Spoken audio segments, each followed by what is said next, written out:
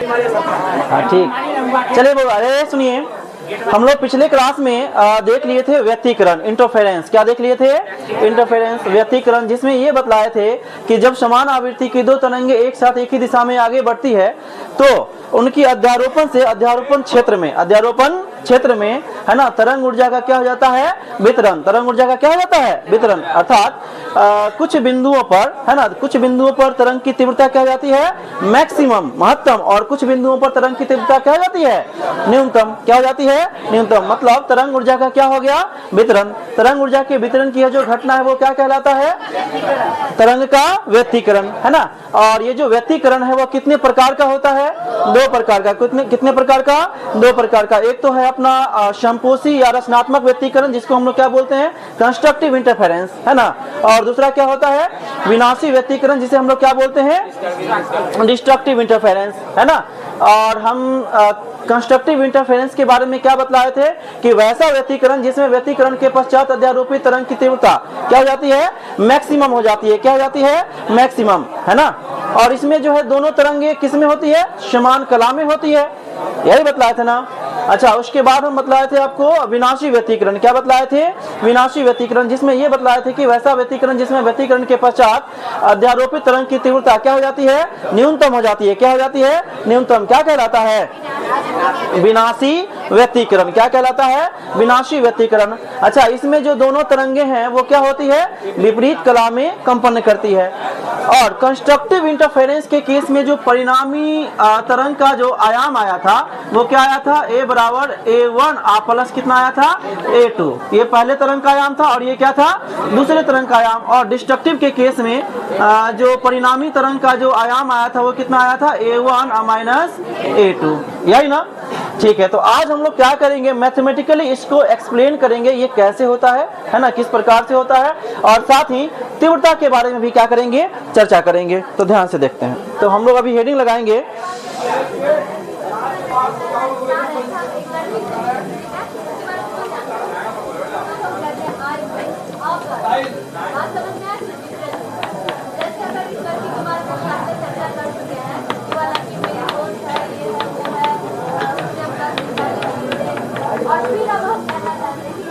Mathematical explanation of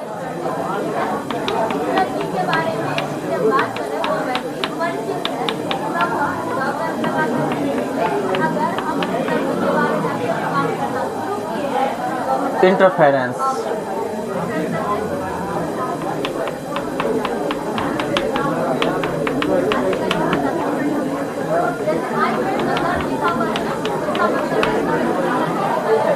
चलो, ये बात नहीं करना है और सुनना ध्यान से।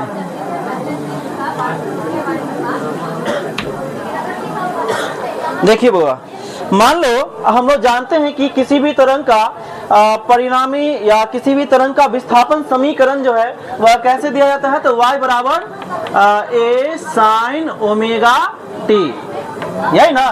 तो देखते हैं, लिखते हैं। दो तरंग लिए थे हम लोग। कितने तरंग लिए थे? दो तरंग। तो लिखते हैं, पहले तरंग का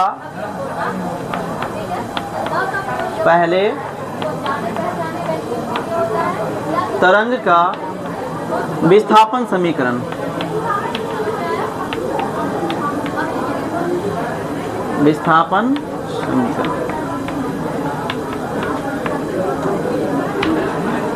तो y बराबर बउआ हम मान लेते हैं कि पहला जो तरंग है उसका विस्थापन समीकरण, इसको हम लोग लिख रहे हैं y1 बराबर a1 sin omega t। y1 बराबर कितना लिख दिए? a1 sin omega t। दूसरे तरंग का विस्थापन समीकरण,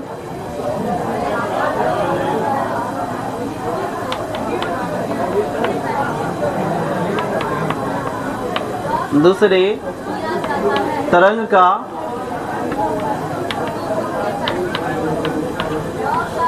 विस्थापन समीकरण क्या लिख देते हैं? y2 बराबर a2 sin, और बउआ मान कर चलो जो दूसरा तरंग है वो फाई एंगल से क्या है? लीड कर रहा है या आगे बढ़ रहा है ना। तो क्या हो जाएगा इसका समीकरण? y2 बराबर a2 sin omega T plus कितना? फाई। ओमेगा 2 प्लस कितना मान लिए? फाई।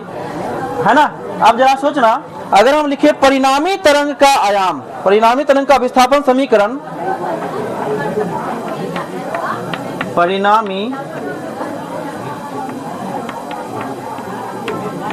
तरंग का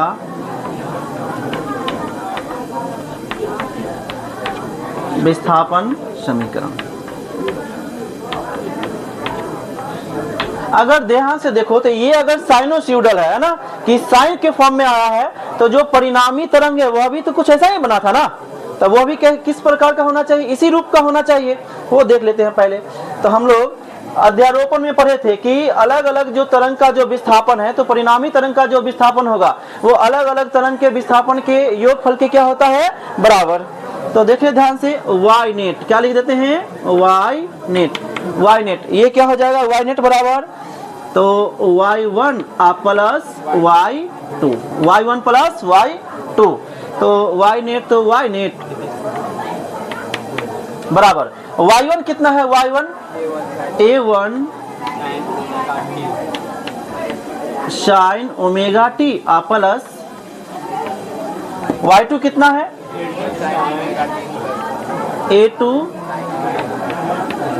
साइन ओमेगा टी प्लस 5। ठीक है, चलो इसको हम लोग क्या करते हैं, एक्सपेंड करते हैं। तो देखना ध्यान से, ये है बउआ अपना a1 sign omega T plus, ये ध्यान से देखो a2 तो a2, और ये ध्यान से देखो साइन, ये देखना ये क्या है, साइन a प्लस बी के रूप का है कि नहीं है, साइन a प्लस बी के रूप का है। और हमें जल्दी से बतलाओ साइन a प्लस बी का फॉर्मूला क्या होता है, साइन a प्लस बी का formula sine a into cos B plus cos a into sine B, यही होता है, sine a into cos B plus cos a into sine B. तो हम इसको इस फॉर्म में लिखें, तो देखिए क्या लिख रहे हैं, साइन a के जगह पर बउआ अपना a के जगह पर ये क्या है, ओमेगा टी है, और b के जगह पर क्या है, पाई है ना।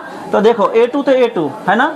चलो अब बतलाना साइन a प्लस बी का फॉर्मूला, तो क्या लिख दे हम, साइन a कितना है, omega T into cos B ना, तो कॉस ऑफ बी कितना है, पाई, तो cos B plus cos A into sine B, तो क्या हो जाएगा, cos omega T, cos omega T into sine B, कितना है साइन बी, 5, यही होगा। इसको हम लोग क्या कर देते हैं,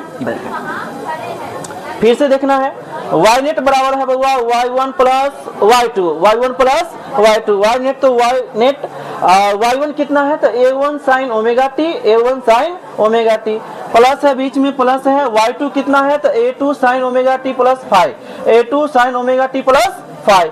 अच्छा a1 साइन ओमेगा टी को ऐसे रहने दिए, प्लस तो प्लस a2 रहने दिए ऐसे ही, और हमें ये दिख रहा है कि साइन a प्लस बी के फॉर्म का है ना, ये क्या है, साइन a प्लस बी। तो अब इसको हम लोग एक्सपेंड करें साइन a प्लस बी का, है ना, तो क्या हो जाएगा, साइन a प्लस बी का फॉर्मूला होता है sine a into cos B plus cos a into sine B. तो साइन a कितना है, omega T into cos B ना, कॉस बी कितना है, 5, तो 5 लिख दिए, प्लस फॉर्मूला होता है cos A into sine B, तो कॉस तो कॉस लिख दिए, और ए कितना है, ओमेगा टी है ना, ओमेगा टी इंटू क्या है, साइन बी, क्या है, साइन बी कितना है, 5, तो 5 लिख दिए। इतना तक में किसी को कोई प्रॉब्लम, ठीक है। अब देखिए इसको हम ऐसे लिख सकते हैं, देखो यहीं पर एक्सपेंड कर देते हैं, a1 sign omega T plus, बउआ हम इसको जो है, इसको ये पूरे के साथ गुना करना पड़ेगा, और फिर ये जो है इस पूरे के साथ गुना करना पड़ेगा। अरे करना पड़ेगा कि नहीं करना पड़ेगा, तो देखिए ध्यान से, a1 साइन ओमेगा टी को ऐसे लिख दिए हैं, बात नहीं करो, a1 साइन ओमेगा टी को ऐसे लिख दिए हैं, प्लस में इसको क्या लिखेंगे, a2 sine omega T into cos 5, ठीक है,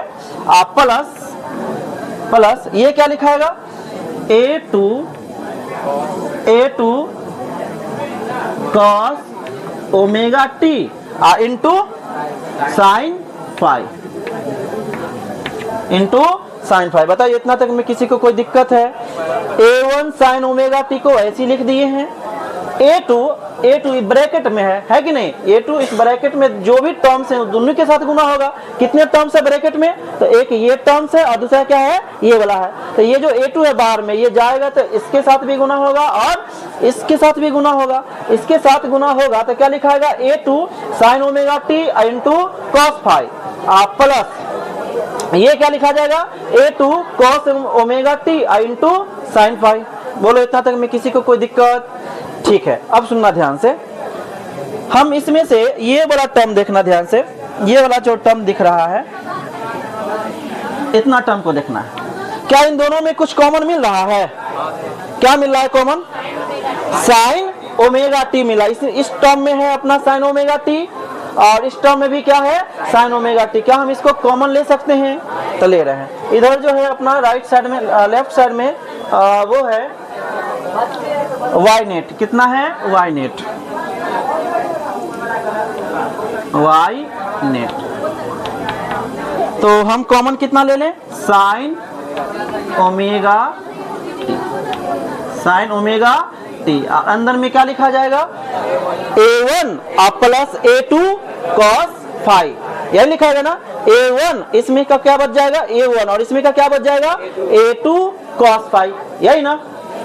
देखना, देखो देखो, साइन ओमेगा टी कॉमन ले लिए हैं तो इसमें क्या बच गया?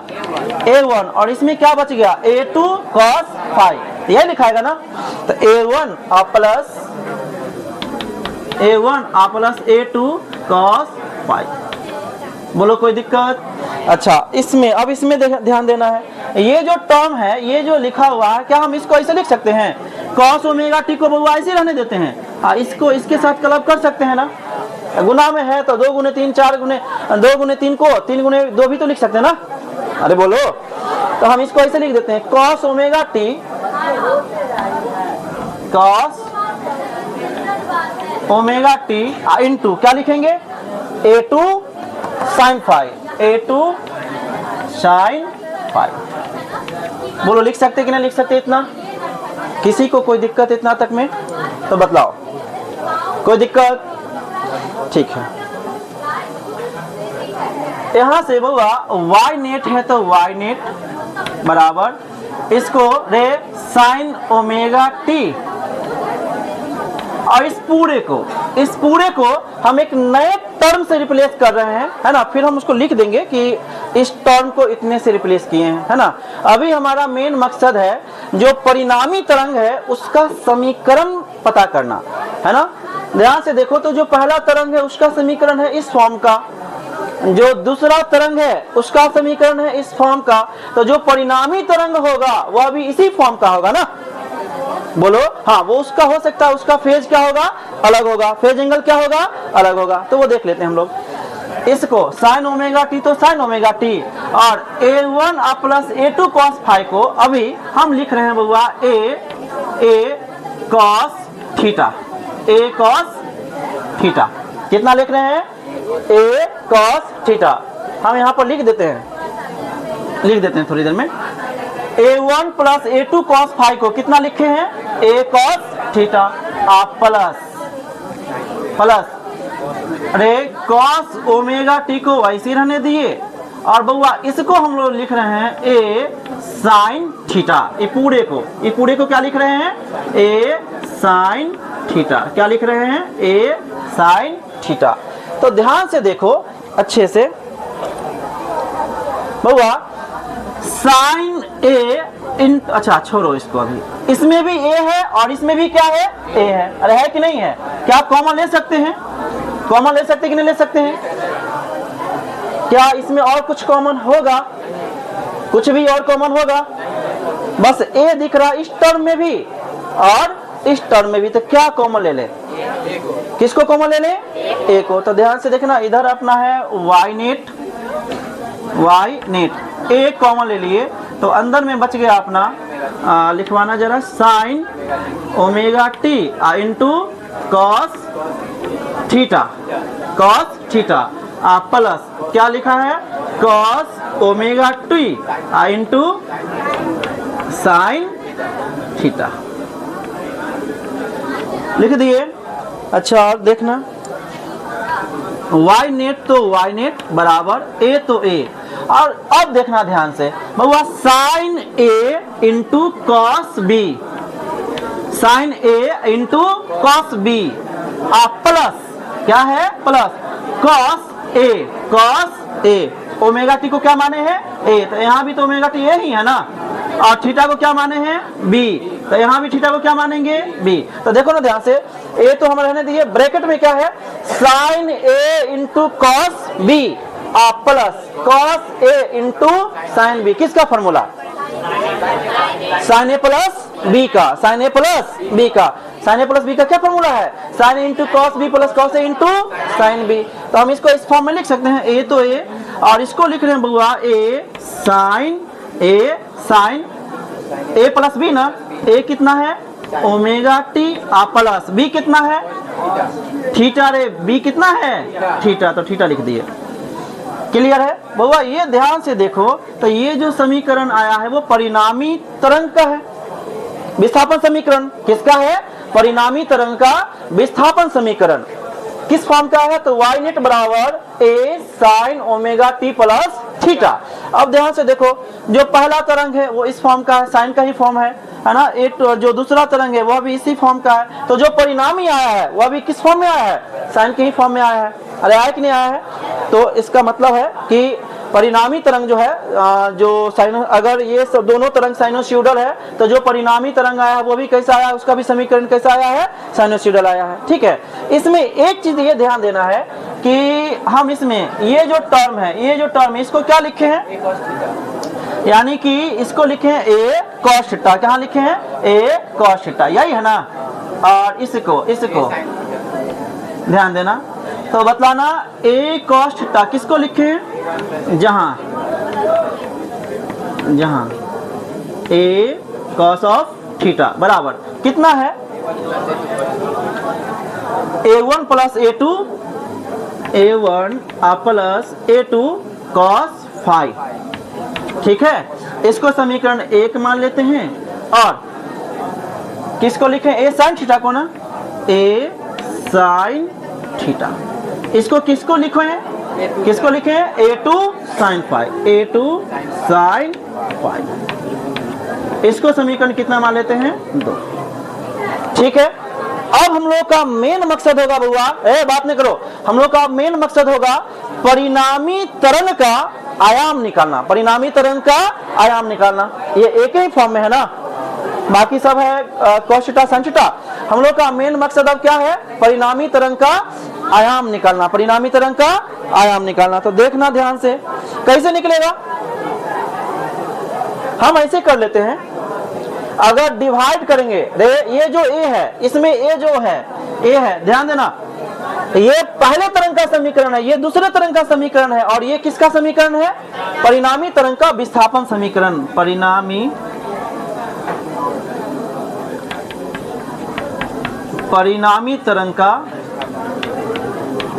परिणामी तरंग का विस्थापन समीकरण।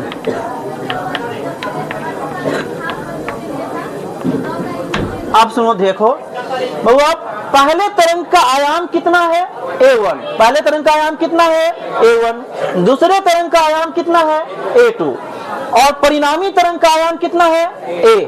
परिणामी तरंग का आयाम कितना है, a।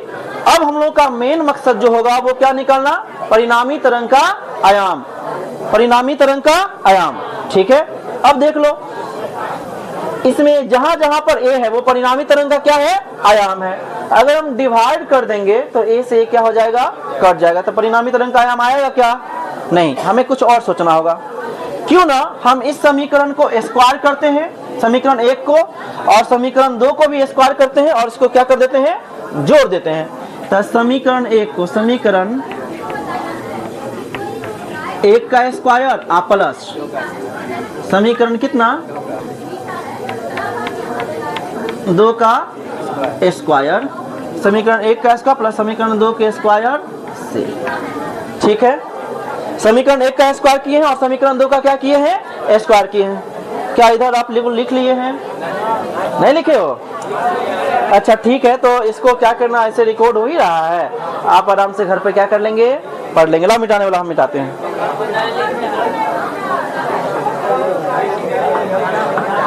अरे बात नहीं करो।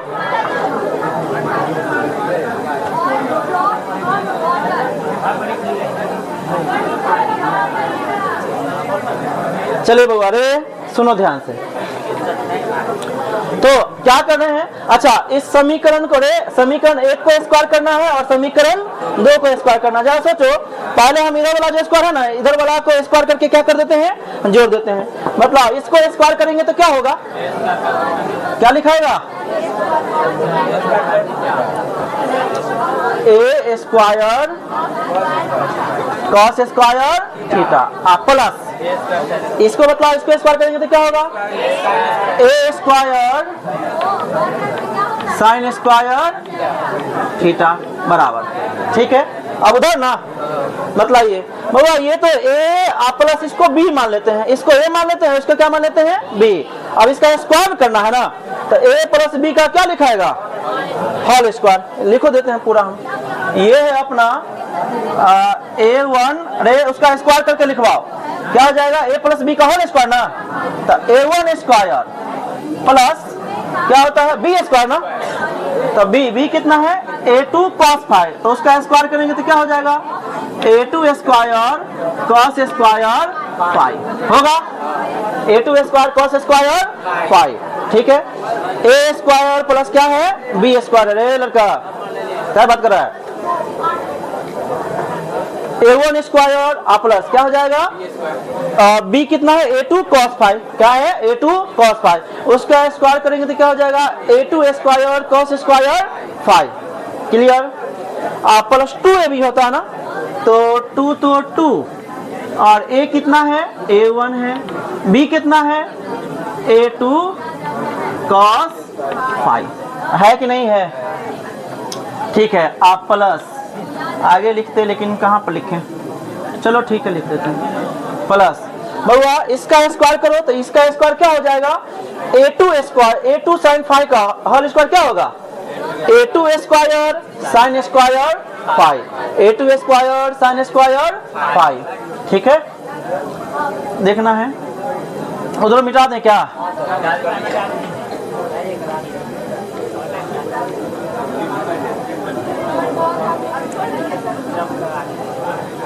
चलो, तो ये क्या हो जाएगा? इसका स्क्वायर करवाओ,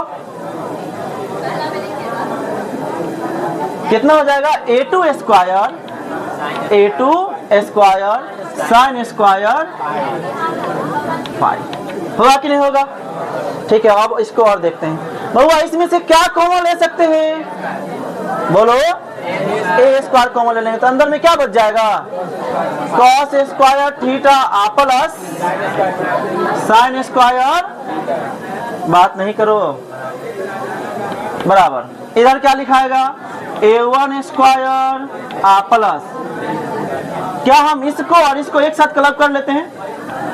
A2 square cos square five plus इसको लिख दिए ना, अब इसको लिख देते हैं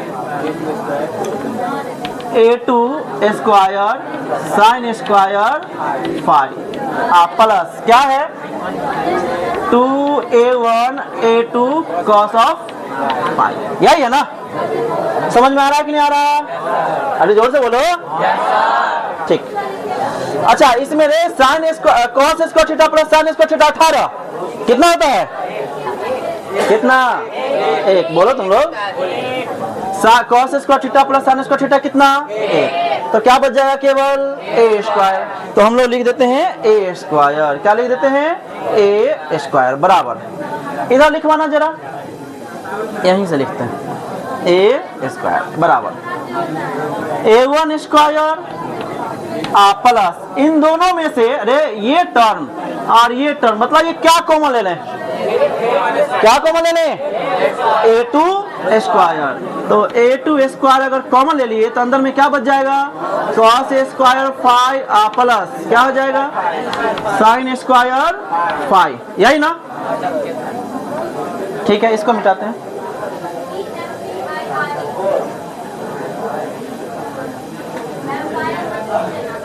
हाँ, और साथ में क्या हुआ? 2a1 a2 cos फाई, यही है ना। अब देख लो,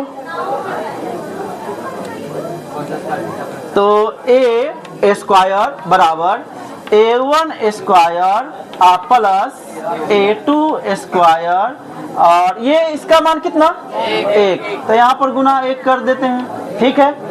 आप प्लस कितना है 2a1 a2 cos of 2a1 into cos of 5, ठीक है। तो a1 square plus a2 square और प्लस में कितना है 2a1 a2 cos 5। क्या हम इस एक को मिटा दे गुना होगा, लेकिन यही ना रहेगा, ठीक है। तो अगर हम इधर से स्क्वायर हटाएंगे तो इधर क्या चढ़ेगा रूट, क्या चढ़ेगा रूट। तो a बराबर अपना आ जाएगा, a बराबर जो समीकरण आ जाएगा वो अपना आ जाएगा a बराबर root under a1 square plus a2 square plus 2a1 a2 cos of, ठीक है। अच्छा बउआ ये किसका, ये तो परिणामी तरंग का आयाम है ना, तो क्या हम इसको ए नेट लिख सकते हैं? अरे बोलो ए नेट, यानी कि परिणामी तरंग का जो आयाम आया है वो कितना आया है,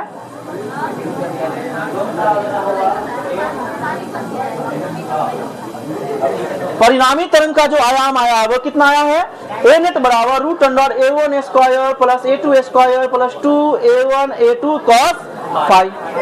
अब सुनो ध्यान से जो बोल रहे हैं, ये परिणामी तरंग का क्या आया है आयाम। अब अगर हम बात करें, हम दो पढ़े थे व्यतिकरण, क्या पढ़े थे दो, है ना। व्यतिकरण के कितने प्रकार पढ़े थे दो, एक तो कंस्ट्रक्टिव इंटरफेरेंस और दूसरा डिस्ट्रक्टिव इंटरफेरेंस, यही ना। तो हम क्या कर लेते हैं कंस्ट्रक्टिव पहले देख लेते हैं कंस्ट्रक्टिव इंटरफेरेंस के केस में, और दूसरा क्या देख लेते हैं, समय है अपने पास कितना टाइम हो गया है, कितना 10 बजे क्लास है, चलो इसको मिटाते हैं।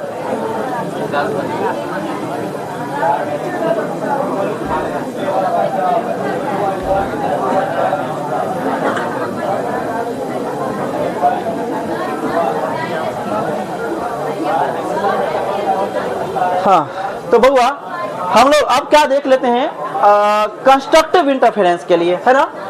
तो केस 1, केस बात नहीं करना है,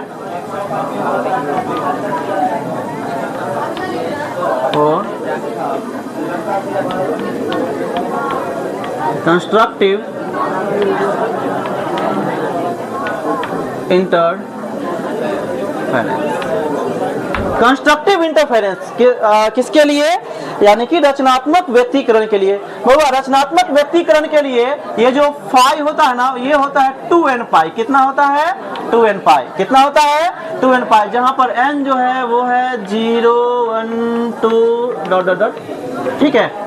तो ध्यान से देखिए, चूंकि हम लोग जानते हैं ना, चूंकि अभी हम लोग पढ़े हैं जस्ट रचनात्मक व्यक्तिकरण के केस में, रचनात्मक व्यक्तिकरण के केस में परिणामी तरंग का आयाम कितना आया था, ए नेट बराबर कितना आया था a1 प्लस a2, यही आया था ना a1 प्लस a2, ठीक है। अरे ऐसा जो बना था अपना, एक तरंग गया था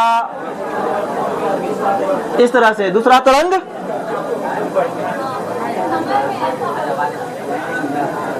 इस तरह से ना, तो परिणामी तरंग कैसे गया था, ऐसे ना गया था। तो परिणामी तरंग का जो आयाम आया था वो ए नेट, वो कितना आया था a1 plus a2, a1 plus a2। तो देखिए हम लोग जानते हैं अभी परिणामी तरंग का जो आयाम का फॉर्मूला आया है वो आया है ए नेट बराबर, बातें नहीं करो, ए नेट बराबर कितना आया है रूट अंडर, है ना, root under a1 square plus a2 square plus कितना 2a1 a2 cos 5, यही आया ना, ठीक है, रखते हैं मान। अच्छा अगर फाई इतना आया है बउआ, अगर फाई इतना आया तो हमको बतलाओगे cos फाई का मान कितना होगा, एक मिनट, अगर फाई का मान है 2n पाई, फाई का मान कितना है 2n पाई, तो हमको बतलाओगे cos फाई का मान कितना आएगा। cos तो cos, आप फाई का मान के चलो रखते हैं, पहले n का मान कितना रख लो 0, n का मान कितना रख लेते हैं 0, तो 2 गुने 0 गुने पाई 0 हो जाएगा। तो cos 0 का मान कितना, फाई के जगह पर 0 रखेंगे ना, तो cos 0 का मान कितना 1, cos 0 का मान कितना 1, ठीक है। अगर हम 1 रखेंगे तो कितना हो जाएगा, n का मान 1 रखेंगे तो 2 पाई होगा, है ना। cos 2 पाई का भी मान कितना होता है +1, कितना होता है +1। अगर आप n का मान 2 रखिए तो 2 दूना 4 पाई, cos 4 पाई का भी मान कितना होता है +1, कितना होता है +1। यानी कि ऐसे सारे एंगल्स के लिए cos फाई का मान कितना होगा +1, यही ना। अब देखिए हम लोग जानते हैं रे, चूंकि अभी जस्ट आया अपना फॉर्मूला ए नेट बराबर √अंडर a1 स्क्वायर आ प्लस a2 स्क्वायर आ plus 2a1 a2 cos of phi, यही आया ना। तो देखिए ध्यान से, अगर हम रखें a नेट तो a नेट बराबर बउआ रे ध्यान देना, ठीक, a1 स्क्वायर आ प्लस a2 स्क्वायर आ प्लस 2a1 a2, अब बतला cos फाई का मान कितना रख दें, कितना रख दें +1, यही ना। तो ध्यान देना, a नेट तो a नेट बराबर मतलब ना, अरे ये a1 square plus a2 square plus 2a1 into a2, a square plus b square plus 2ab, किसका फॉर्मूला a प्लस b के होल स्क्वायर का, a प्लस b के होल स्क्वायर का। तो क्या हम इसको ऐसे लिख सकते हैं a1 प्लस a2 का होल स्क्वायर, बोलो लिख सकते कि नहीं लिख सकते हैं। क्या ये इस स्क्वायर से ये रूट कट जाएगा, तो स्क्वायर से हम क्या काट दिए रूट, तो अपना मतलब ये a नेट बराबर कितना हो गया a1 प्लस a। ध्यान से देखो, कंस्ट्रक्टिव के केस में जो परिणामी तरंग का जो आयाम आया था वो कितना आया था a1 प्लस a2, और अपना ये क्या हो चुका है प्रूफ, क्लियर है। परिणाम कंस्ट्रक्टिव इंटरफेरेंस के केस में परिणामी तरंग का आयाम कितना आया था a1 प्लस a2, और इसमें भी कितना आया है, मैथमेटिकली भी कितना आ गया है a1 प्लस a2। बोलिए कोई दिक्कत, समझ में आया, पूरा मजा आया, ठीक। तो आज भर के लिए बस इतना ही, फिर मिलते हैं नेक्स्ट एपिसोड में। नहीं, हम लोग नेक्स्ट क्लास में देखेंगे डिस्ट्रक्टिव के केस में जो परिणामी तरंग का जो आयाम है वो, है ना, और उसके बाद फिर हम लोग इंटेंसिटी की बात करेंगे, तरंग की तीव्रता की बात करेंगे कि परिणामी तरंग की तीव्रता क्या होगी, क्लियर है, ठीक।